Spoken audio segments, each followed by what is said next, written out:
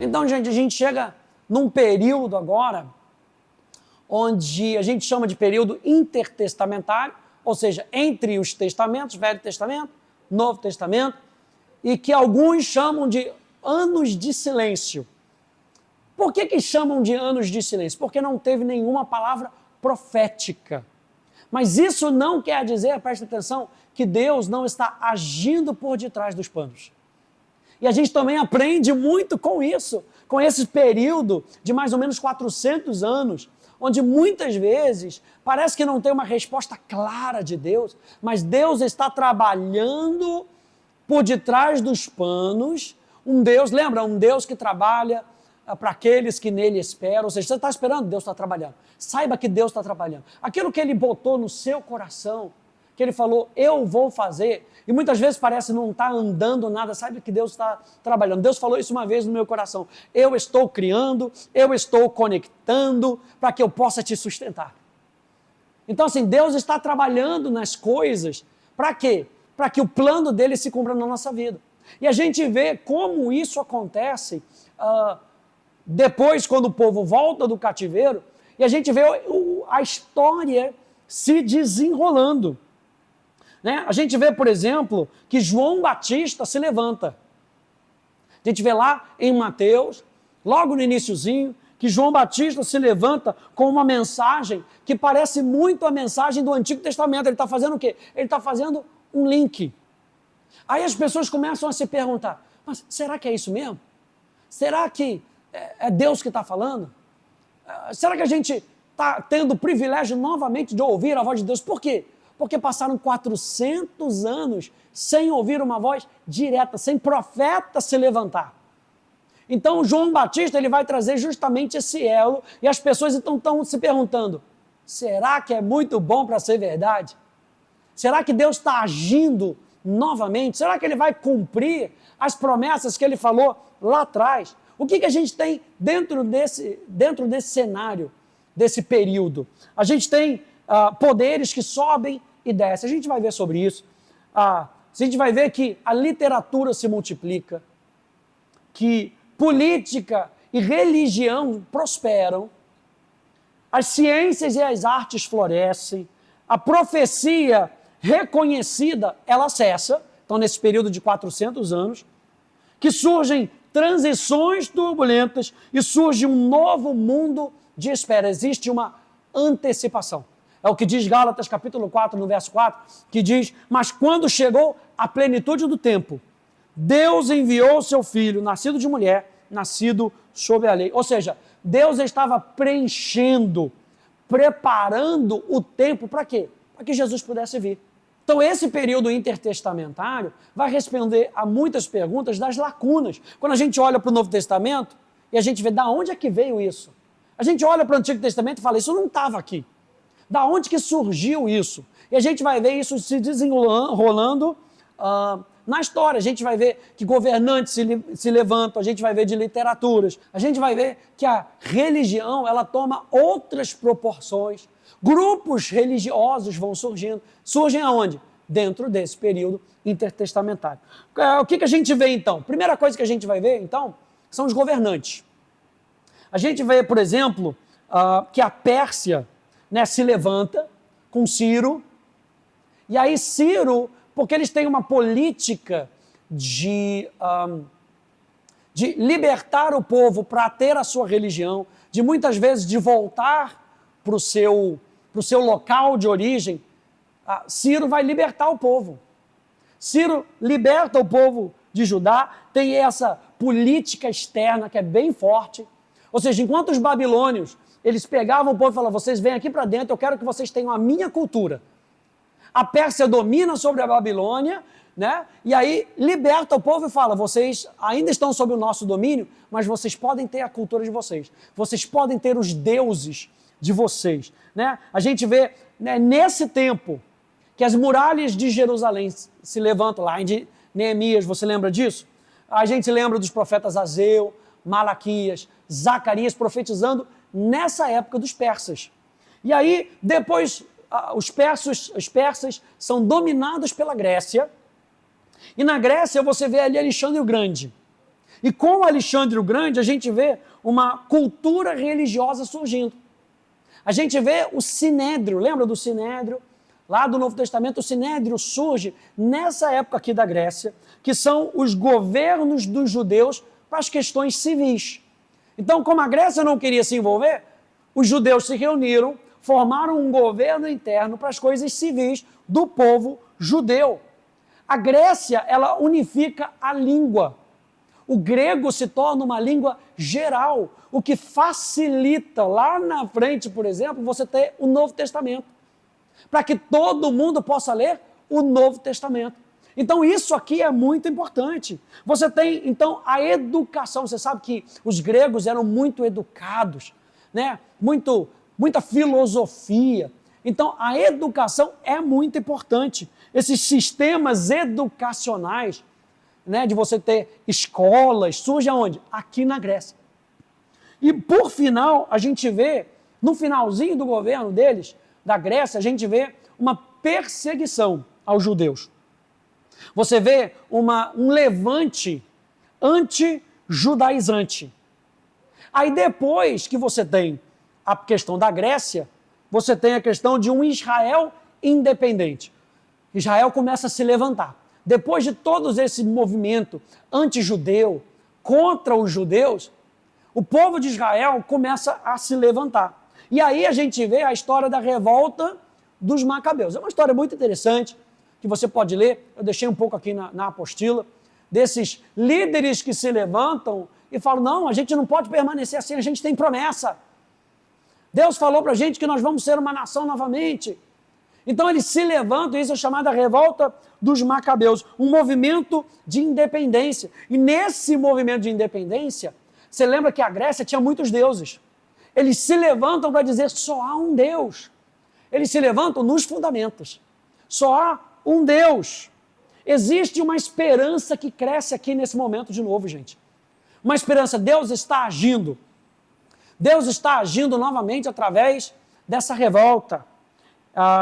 Deus está agindo e Ele vai trazer novamente o Messias. É nesse momento que nós temos as Escrituras. As Escrituras começando a voltar novamente. O apelo às Escrituras. O apelo de volta à palavra de Deus. A gente vê aqui os saduceus se levantando, os zelotes se levantando nesse período de independência. O povo quer independência do governo que não seja através do Messias. E aí, para terminar essa parte dos governantes, você vê que Roma, então, passa a dominar. E Roma também é algo muito interessante, porque com Roma, você vê que existem leis agora. Roma era muito forte na questão das leis. Então, Roma estabelece leis. Roma estabelece paz no seu governo. Roma estabelece um governo estável. Eles trazem estabilidade. E tem outras coisas que Roma também traz. Estrada. Você vai ver muita estrada no livro de Atos, por exemplo. Eles andavam a pé, gente. E Roma facilita com o sistema de estradas para que o evangelho pudesse chegar em outras cidades, para que Jesus pudesse chegar em outras cidades. Vocês vão ver que essas estradas conectam o império, conectam o evangelho. Você vê sistemas de negócio e você vê novamente escravidão. O povo sendo escravo mais uma vez. Ou seja, aquela revolta teve algo bom? Teve sim. Mas Roma veio e escravizou novamente o povo judeu. E aí você vê quando Jesus chega na cena, é essa cena que está. A cena onde o povo estava escravo, o povo estava em trevas. Mas Jesus veio para trazer luz, Jesus veio para trazer solução. É aí que a gente vê, então, a questão das literaturas, e você vê no Antigo Testamento 39 livros, era o que a gente acabou de ver, e a gente vê que livros extras, externos, começaram a surgir, né? E a gente já viu isso na nossa questão de interpretação bíblica, de bibliologia, paixão pela palavra, foi o curso que nós vimos isso. Esses livros apócrifos que não eram reconhecidos como livros com autoria divina. Como, lembra que o padrão foi um profeta que escreveu? Foi um homem de Deus que escreveu? era um profeta reconhecido. Eram livros apócrifos, que eram livros externos, que eram livros que muitas vezes tinham uma importância histórica, mas não tinham uma relevância espiritual. E é por isso que eles não são parte do cânone da Bíblia do Antigo Testamento. Existiam muitos livros que chamam de pseudo-epígrafos, ou seja, a pessoa anota como se fosse Isaías, mas quando você vai ver o contexto do livro, ele não fala de fundamentos, ele fala de um tempo errado. Então, pseudo-epígrafo é um livro que surgiu naquela época, pessoa tentando passar como se fosse um livro de Isaías. A gente vê isso no Novo Testamento também. Então, nessa época, essas literaturas, elas também vão surgindo. A gente vê, então, a série dos manuscritos do Mar Morto, que são escritos que têm porções da Bíblia hebraica, mas que também falam da cultura daquele povo, como eles viviam, o que eles pensavam. Então, são manuscritos também importantes daquela cultura, daquele tempo, do período intertestamentário, né, que é muito relevante para nós hoje. A gente vê, por exemplo, que a Septuaginta, o que é a Septuaginta? A Septuaginta é a tradução dos 39 livros do hebraico para o grego. Então, 70 homens sentaram para traduzir a Bíblia hebraica. Lembra que agora a língua é a língua grega. E mesmo com Roma, a língua grega prevalecia, porque era uma língua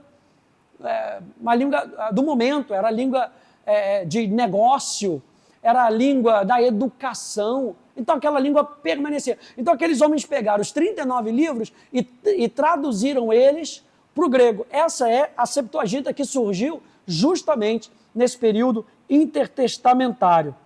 Então, agora, gente, com esse contexto de literatura, o povo do Novo Testamento tem o Antigo Testamento na mão.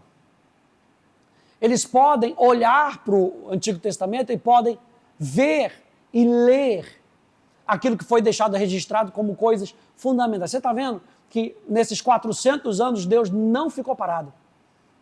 Deus não ficou parado, Deus ficou trabalhando. E até que pudesse começar Mateus, na realidade, o primeiro foi o escrito de Marcos, né, do Novo Testamento, e aí você pega ele, uau, e ele olha para as coisas lá atrás, ele pode ler em grego. Ele não precisa ler em hebraico. O povo podia ler na língua comum, tanto que quando Pedro escreve num grego chamado koiné, que é um grego comum daquela época. Você consegue identificar isso nos escritos de Pedro, né?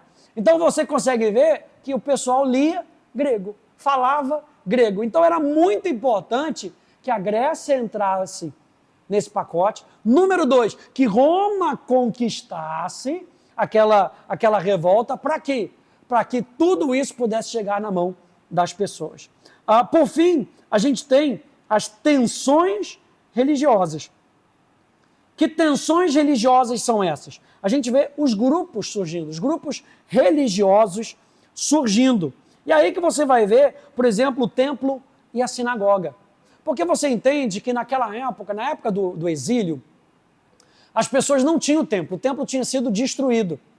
Então o que eles fizeram? Eles criaram sinagogas, pequenos templos, onde eles pudessem estudar a Torá, onde eles pudessem estudar os escritos e se manter, mesmo no exílio, eles pudessem de alguma maneira se manter ligados à palavra de Deus, né? Marcos capítulo 1, verso 21 a 28, vai nos lembrar isso, olha só. Depois entraram em Cafarnaum e logo no sábado Jesus foi ensinar aonde? Na sinagoga. A sinagoga não era um lugar de oração, a sinagoga era um lugar de ensino. O templo era um lugar de oração. A sinagoga era um lugar de ensino.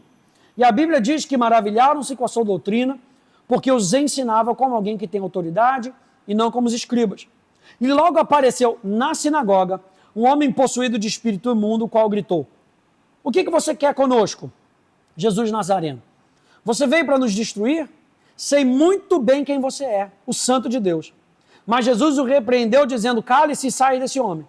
Então o espírito imundo, agitando violentamente, gritando em alta voz, saiu dele. Todos se admiraram a ponto de perguntar entre si: o que é isso? Uma nova doutrina? com autoridade, ele ordena os espíritos imundos e ele lhes obedecem. A fama de Jesus se espalhou depressa em todas as direções, por toda a região da Galileia. E aí a gente também tem dois grupos, os saduceus e os fariseus. A gente fala muito contra os fariseus, a gente brinca, né? Aquele ali é um fariseu. O que nós estamos querendo dizer com isso? Que os saduceus eram líderes no templo. Os fariseus, eles são professores, eles são catedráticos, eles são mais cabeça, né? E aí você tem os saduceus, não quer dizer que eles não são importantes, mas eles têm muito respeito ali entre as suas posições. Então isso cria uma tensão também entre os saduceus, entre os fariseus. E aí, curiosamente, o único momento em que esses dois grupos se acertam é para falar mal de Jesus. Você já viu isso acontecer em algum lugar? Dois grupos que não se falam, mas que têm um terceiro elemento, e aí eles se unem contra esse terceiro elemento. Acontece sempre na história. E aqui não era diferente, entre os saduceus e os fariseus. Um se achava mais importante que o outro. Olha aí, Mateus capítulo 16, do verso 1 ao verso 12, diz assim: os fariseus e os saduceus se aproximaram de Jesus e, tentando, pediram-lhe que lhes mostrasse um sinal vindo do céu. Mas Jesus respondeu: chegada a tarde, vocês dizem, teremos tempo bom, porque o céu está avermelhado. E pela manhã vocês dizem, hoje teremos tempestade, porque o céu está de um vermelho sombrio. Na verdade, vocês sabem interpretar a aparência do céu. Então, como não são capazes de interpretar os sinais dos tempos, uma geração perversa e adúltera pede um sinal, mas nenhum sinal lhe será dado, senão de Jonas. E deixando-os, Jesus se retirou. Ora, tendo os discípulos passado para outra margem do lago, esqueceram-se de levar o pão. E Jesus lhes disse, fiquem atentos e tenham cuidado com os fermentos dos fariseus e dos saduceus. Eles, porém, começaram a discutir entre si. Ele diz isso porque não trouxemos pão. Jesus percebeu isso e perguntou, por que estão discutindo entre vocês, homens de pequena fé, sobre o fato de não terem pão? Vocês ainda não percebem, nem se lembram dos 5 pães para 5.000 homens e de quantos cestos vocês recolheram? Nem dos 7 pães para os 4.000 e quantos cestos vocês recolheram? Como não compreendem que eu não estava falando com vocês a respeito de pães? Tenham cuidado com o fermento dos fariseus e dos saduceus. Então entenderam que Jesus lhe tinha dito que tivessem cuidado não com o fermento usado no pão, mas com a doutrina dos fariseus e dos saduceus. O que eles estavam falando? Cuidado com essa doutrina, porque eles estão pensando em si mesmos. Eles estão criando uma doutrina que está se afastando dos fundamentos. Uns pensam em posição, o outro está pensando em quanto eles podem encher a sua cabeça, um lutando, achando que era mais importante que o outro. Jesus está falando, cuidado com esse tipo de grupo. A terceira tensão religiosa que a gente tem aqui é no Sinédrio e dos escribas. O Sinédrio, a gente vê que ele começa lá no período dos gregos, né? E a gente falou que o Sinédrio eram líderes civis capazes de julgar as coisas mais comuns do povo para que Roma não precisasse fazer isso, para que a Grécia, naquela época, não precisasse fazer isso, né? E a gente vê, então, que o Sinédrio estava muito ligado com essa questão política. Então, onde é que a gente vê isso, né? A religião ligado com a questão política. Do outro lado, a gente vê os escribas. E os escribas eram muito ligados às tradições. Então, você vê um que pega muito as coisas do governo dos homens, o outro pega a palavra de Deus, mas pega somente aquilo que está escrito. Os escribas valorizavam muito as tradições. Embora os primeiros estivessem dispostos a adotar quem quer que governe a terra e fazer um tipo de compromisso para manter o seu papel, a sua posição e o seu poder, os escribas estavam muito menos inclinados a fazer isso. Os escribas são fundamentais para se apegarem às escrituras hebraicas e ao modo de vida. Muitas vezes eles vão se opor ao Sinédrio. Eles vão fazer aquela briga do Sinédrio. Vocês estão querendo mais as coisas de Roma, nós estamos querendo a palavra de Deus, mas na realidade eles não estavam querendo a palavra de Deus. Eles não estavam querendo Deus, eles estavam querendo somente as coisas da lei. E a gente vê isso, por exemplo, em Marcos capítulo 12, verso 28. A gente vê chegando um dos escribas, que ouviu a discussão entre eles e viu que Jesus tinha dado uma boa resposta, perguntou-lhe qual é o principal de todos os mandamentos. O que ele queria pegar? Na palavra, na tradição. Deixa eu ver, Jesus, se você conhece o que Abraão disse. Deixa eu ver se você conhece o que Moisés escreveu. Depois a gente tem Atos 6,12. Atiçaram o povo, os anciãos e os escribas, e investindo contra Estevão, o agarraram e levaram ao sinédrio. Por quê? Não era uma questão mais de coisas de tradição hebraica. Era o quê? Vamos levar, são coisas civis. Ele tem que ser preso. Então os próprios escribas faziam isso. Por quê? Estevão estava indo contra a tradição dos judeus. Um outro grupo aqui que a gente vê são os herodianos e os essênios. A gente vê um pouquinho disso aqui na Bíblia. Os herodianos, eles eram judeus que estavam mais ligados à aristocracia romana. Ou seja, eles queriam que Roma prosperasse. Eles queriam que Roma tivesse sucesso. Eles estão ligados à riqueza, ao poder, à fama. Marcos, capítulo 3, do verso 6, vai lembrar. Os fariseus saíram dali e com os herodianos.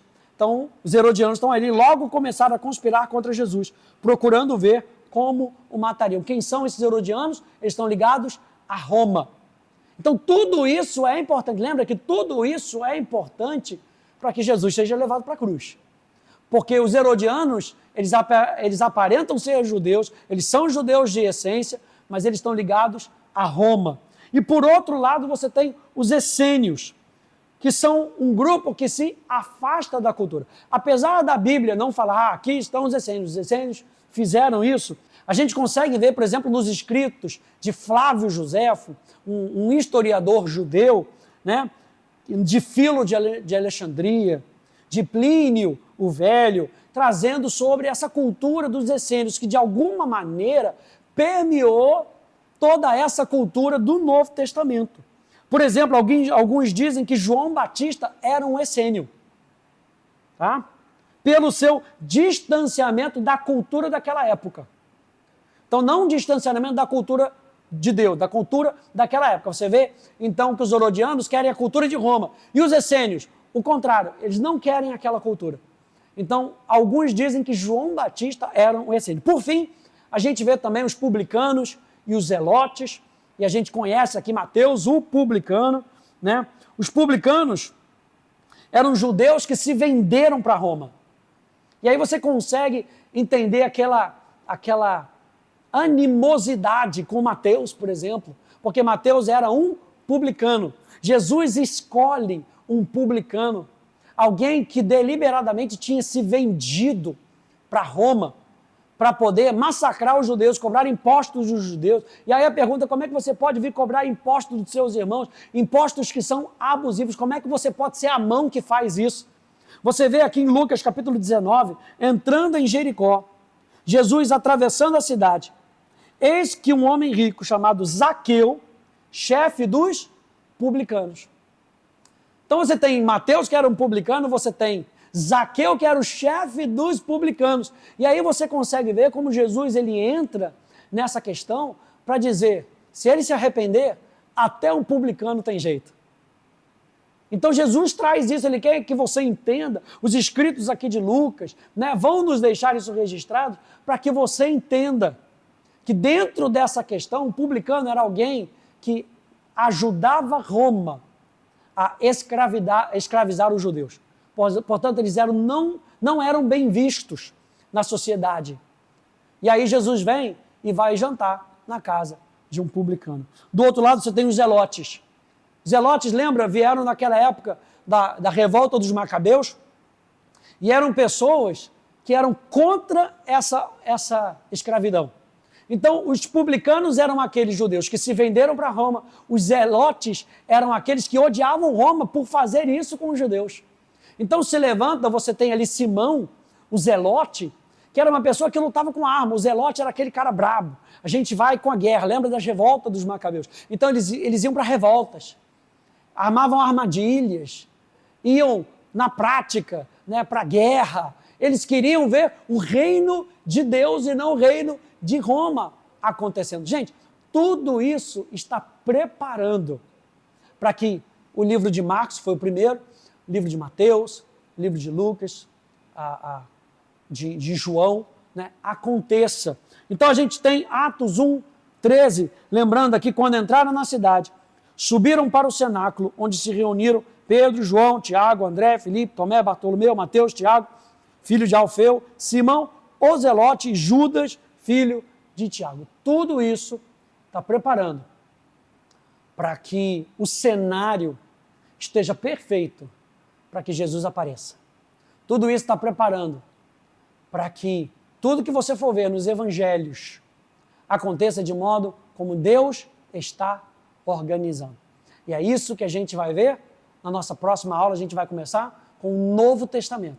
Então a gente vai começar ali novamente com os livros fundamentais, o livro de história, que é o livro de Atos, e depois os livros de instrução, que estão ali as cartas, né, que trazem instrução. Lembra sempre apontando para aquilo que está se fazendo certo e apontando correção para aquilo que está sendo feito errado. Então a gente se vê na próxima aula. Tchau, tchau.